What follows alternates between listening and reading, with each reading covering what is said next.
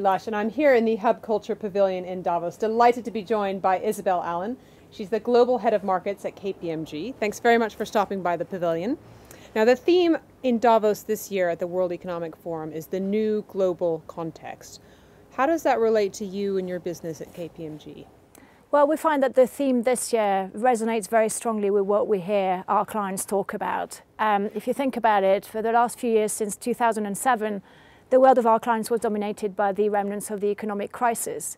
And we find ourselves this year dealing with a total new set of risks which are more geopolitical in nature. And for the economic community and the business companies that we deal with, this is a very different set of risks to what they've been used to deal with before. So what are the risks that are surprising or keep getting your clients off guard? And this is very new, so this is a set of emerging conversations. But if you think about where we left Davos last year, there was an air of growing confidence again that the economic crisis was behind us. And the business community, I thought, felt that the returns of more positive mood was around the corner. And if we'd had to bet last year about what would have undermined that confidence, we would have given economic risks as an answer. And yet we're sitting here a year later with a lot of geopolitical events which are disrupting the increasingly integrated value chain and supply chain of our clients. They have to ask themselves how and where they're going to be affected, what unilateral decisions by one government or one central bank could affect their business and their balance sheet, for example. This is a very different new normal for them.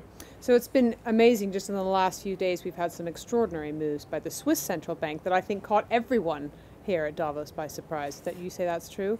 Yeah, and yes, absolutely. And it's quite ironic that this would have happened in the very country where Davos is taking place. But what this is also getting us to discuss with our clients is how you can deal with those risks that by definition you can't plan for.